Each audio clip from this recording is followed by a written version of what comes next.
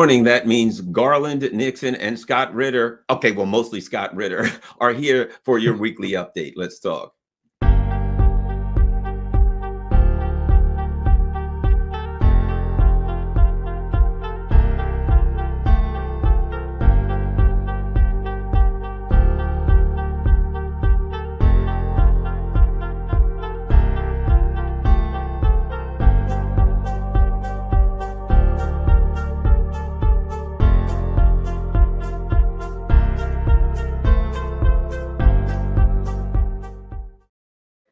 Good morning. It's Wednesday morning. That means it's Warrior Update time.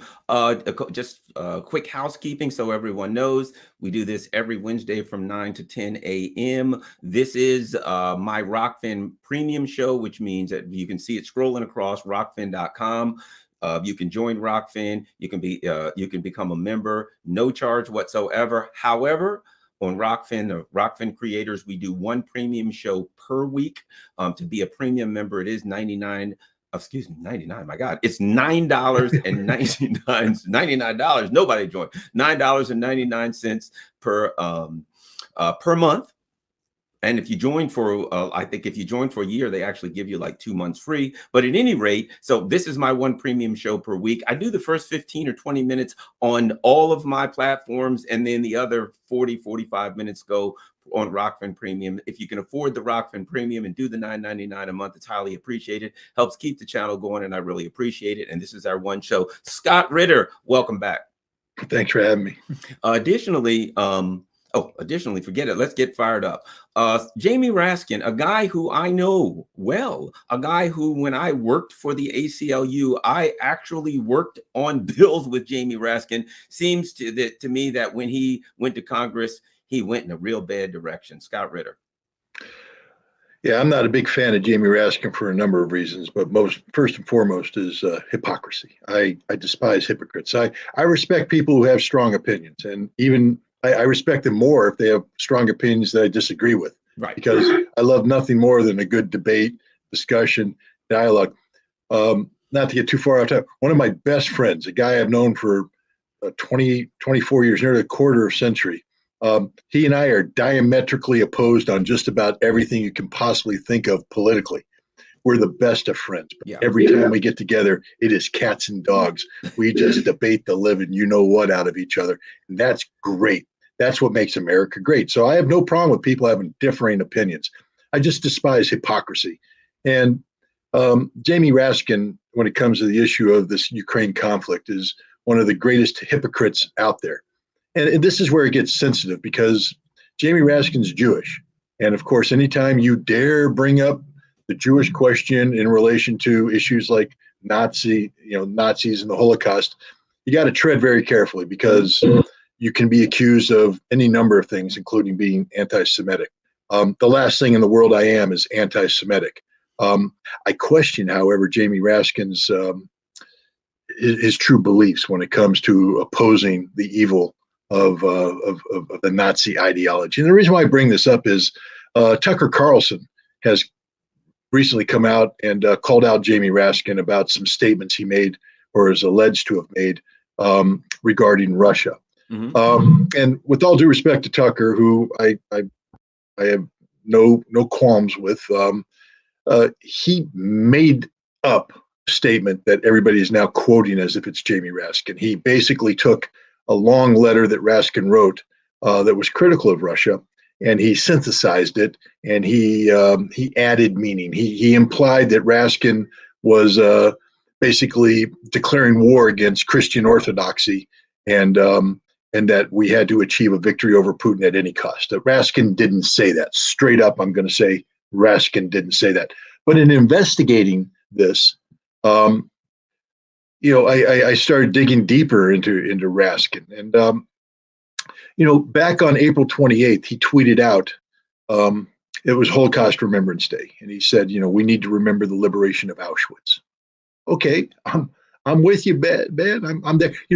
Unlike many people, I've actually been in Israel on Holocaust Remembrance Day, and I understand when they sign the sirens how you stand in silence while that happens. And I've been to the Vad Yashim, the museum, and I've cried as you take a look at the the pictures. I mean, they have a girl right there that's a spitting image of my daughter, and you know she died, and that just brings tears to your eyes. So, okay, I'm with you, Jamie. Holocaust Remembrance Day. Within hours, he was on the floor of the House of Representatives, chastising Marjorie Taylor Greene, whom I'm not normally going to come out in defense of, but here, she dared say, "Hey, the billions of dollars we're getting ready to vote on to go to Ukraine will be used to support Nazis.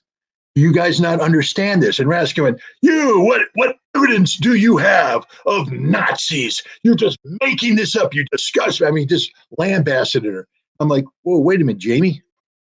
I tend to remember in 2018, you supported an amendment to the Defense Appropriations Act where you specifically called out the Azov Battalion as a white supremacist Nazi group. That's your words, Jamie. Your words. And you said we need to have an amendment to prevent American taxpayer dollars being go to equip and train these people. You voted for that, Jamie.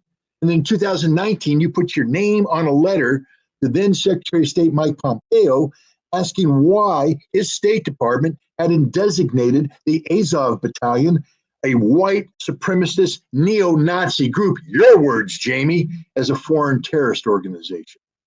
And then you also voted in all the way up through 2022, the Defense Appropriations Act of 2022, again, denying funding to the Nazis of the Azov Battalion.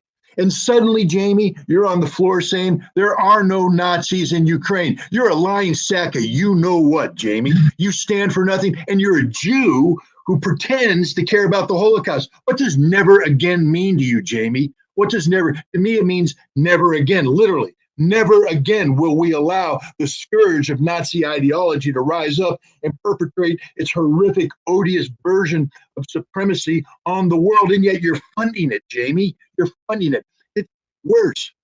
Because after denying that the Azov unit is Nazis, even though you rightfully called them out, in September, Jamie, you and your ilk invited these scum into Congress itself, an Azov delegation led by a man who has since 2014 been murdering people, Jews, gypsies, was brought in and treated as a hero. And one of the things he did, Jamie, is lecture you and your fellow congressmen on the need to permanently end this restriction on funding the Azov people. Jamie, in your letter, the part of your letter where you where Tucker Carlson misrepresented, he basically said that you were, you accused Jamie of calling out, Christian orthodoxy. He didn't. But what Jamie did say is that Russia has become this bastion of anti-gay, anti-LGBTQ, anti-everything, and we can never allow that. Then explain why one of the people that you and your ilk brought into the Congress, the People's House, was the wife of one of these Azov Nazi thugs who's been murdering Jews and gypsies and Russians since 2014, in there and praised her, worshipped her. She's the head of an anti-gay, anti-LGBTQ group in Ukraine who takes these people, wraps them in saran wrap, beats them, and kills them, Jamie. Kills them. Why? Why does she do it? Because she's a Nazi and she's married to a Nazi, and you let them into the People's House. So, Jamie Raskin, you're the scum of the earth. You're the worst kind of representative because you stand for nothing. You're not just a bad representative of the American people, you're a bad representative of the Jewish people, because no Jew worth his or her name would ever allow a Nazi into the United States Congress and deny that they exist, especially a Jew that wraps himself in the shroud of Holocaust remembrance. Never again means never again, Jamie. Shame on you. And that's my little spiel on Jamie Raskin. He really, really irritates me. I mean, I'm sorry. It doesn't surprise me. Trust me, I know people who know him. Well, like I said, I've worked with the guy, and I know people who were in the legislature in Maryland with him, who got stabbed in the back by this guy the second he went to Congress. That is vintage Jamie Raskin right there. That's him. Speaking of never again, here's the thing about it. The Russians lost 27 million people the last time there was Nazis on their border. This time, they really mean never again. Yeah. What's happening in Ukraine? Update us on the state of the battlefield. Well, the battlefield is, I mean, again, I keep using the general Vikings words, tense. A war is tense. I mean, it's, to pretend that nothing's happening. The Ukrainians are continuing to beat their head against a brick wall, sending these assault formations into a prepared Russian defense where they're slaughtered. They're literally making no gains. I mean, they might occupy an empty village overnight, then they're all killed, and the empty village becomes empty again. They are making, I mean, it was an interesting article in the New York Times this week that I love the New York Times. They get spoon fed whatever the government wants them to see. But it says that the Ukrainians actually have artillery supremacy now, especially in the South. That because we provided them with the M777s, because we provided them with advanced European systems, the Caesar, German systems, the HIMARS, that the Ukrainians, despite having numerical inferiority, are now able to impose their will on the Russians. And I mean, if you read the article, it's all over for the Russians. I mean, they're all dying. Their units are being broken up and they're gone. And I read it and I went, wow, doesn't anybody fact check anything anymore? I mean, the statement, the M777 outranges anything the Russians have. No, it doesn't. Not at all. The Russians actually have systems that outrange the M777. The M777 satellite guided munitions are unique. Russia has nothing like that. Oh, no, no, no. They do have something like that. It's in the system that outranges the M777. In fact, it's used frequently to kill the M777. The HIMARS has ranges and accuracy unlike anything the Russians have. No, the Russians actually have a rocket system that outranges the HIMARS and is as accurate as the HIMARS. I'm not saying that the Ukrainians don't have good systems. They do. And I'm not saying that these systems don't kill Russians. They do.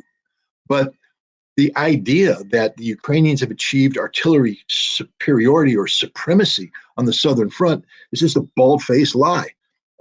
There's a war going on. It's tense, but the Russians and the Ukrainians are engaged in what we euphemistically call an artillery duel, and the systems that are being used are equal systems or advantage Russia. And there's more of the Russian systems, and they're winning this duel, and they're killing more of the Ukrainian systems at a rate faster than these systems can be replaced. And that's the stage we're at right now. Again, we're back to the grinding. Where the Ukrainians are throwing lives away and equipment away in these incessant attacks. And then this artillery duel is going on, and they're just grinding each other down. And are the Russians suffering casualties? You're darn right they are. But the Ukrainians are suffering even greater casualties. The Russians are able to replace their losses. In fact, they've just completed, the Russians have announced that mobilization's over. 87,000 troops are already deployed into the region. The rest are being organized into combat units that'll be brought in. But the bottom line is it's partial mobilization is over. Now it's up to the Russians to allocate these resources as they see fit to impose their will even further on the battlefield. And that's what we're seeing. I think in the near future, unlike what the New York Times says, which is the Ukrainians are going to launch very successful offenses in the coming months, taking advantage of their superiority over the Russians in winter warfare to capture Kherson. I mean, I don't know. I've never smoked marijuana. Maybe I should, because my writing will become very creative, because that's the only way I can explain why a New York Times reporter, is right away saying, oh yeah, man, Ukraine can win. Artillery supremacy. Winter is to the Ukrainians' advantage. Give me some more of that. Whatever they're smoking. I don't understand it, because nobody believes that the Ukrainians have the advantage. First of all, Ukraine itself has seen a power grid destroyed and its energy supplies severely diminished. They're not going to make it through the winter. They're going to be very cold. No power, no gas. Right off the bat, that's problematic, because even though that's a civilian problem, that civilian problem from a morale standpoint filters down to the troops on the front line. The troops on the front line are not only going to be cold themselves, hungry, but they're also going to know that back home, their families are cold and hungry. And so they're going to be spending more time worrying about what's going on the home front than they are what's going on the real front. And it's problematic. Two, logistically supplying these guys, just doing anything when you don't have that kind of infrastructure becomes very difficult. Meanwhile, the Russians, all their families are warm, well fed. They got electricity. The Russians in the front line, while they may be cold in the front line, are able to be withdrawn, cycled back into rear areas where they get a hot shower, a hot meal. They get to R&R, call home, friends and family program, whatever they got going, and then they come back into the front line where they go back to the deadly business of war. Some of them don't make it. Some of them get killed. Some get wounded. That's the reality of war. I'm not pretending that, this is all, sunshine and rainbows for the Russians. It's not. War is hell. But the Russians have it better off than their Ukrainian counterparts. The Russians also have better equipment than their Ukrainian counterparts.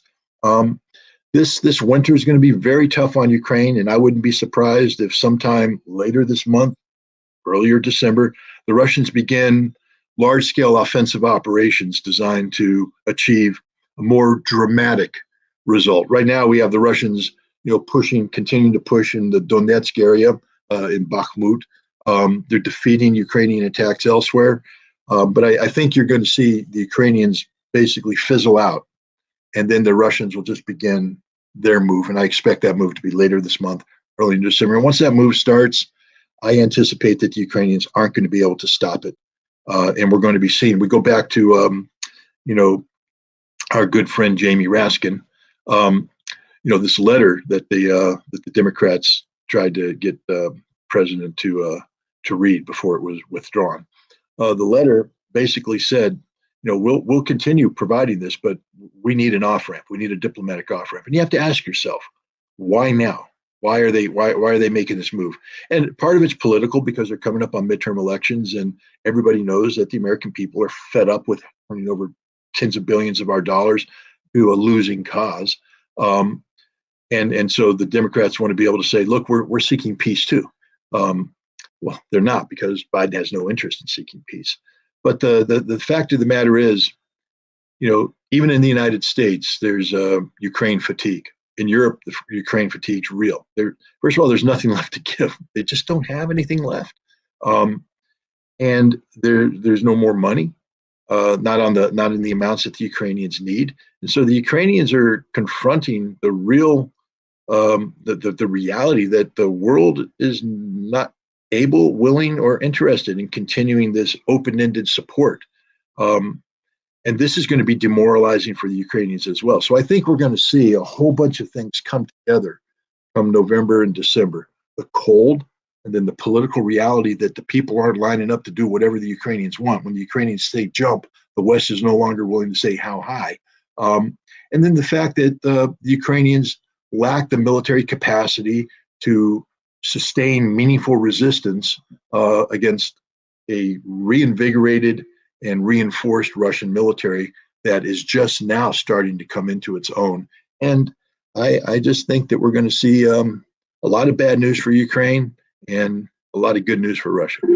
Well, Scott, I do want to get your thoughts on the Black Sea Fleet attack, the drone attack, etc. What we're going to do now is we're going to jump over to Rockfin. This is a Rockfin exclusive. I always try to give the first 20 minutes or so that everybody can check it out. Just so you know, I certainly appreciate everybody following the channel.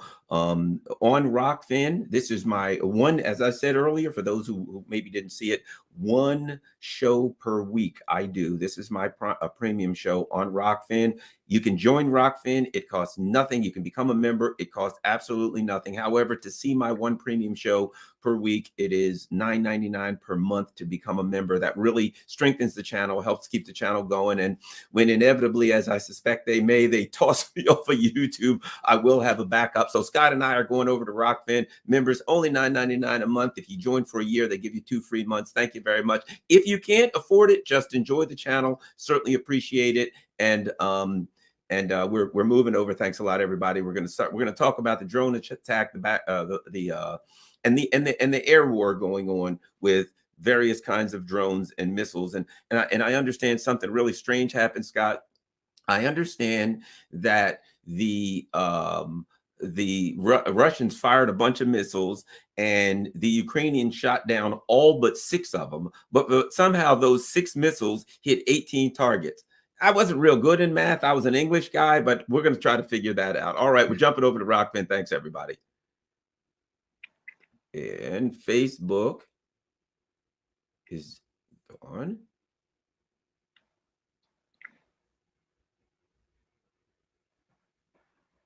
And oops.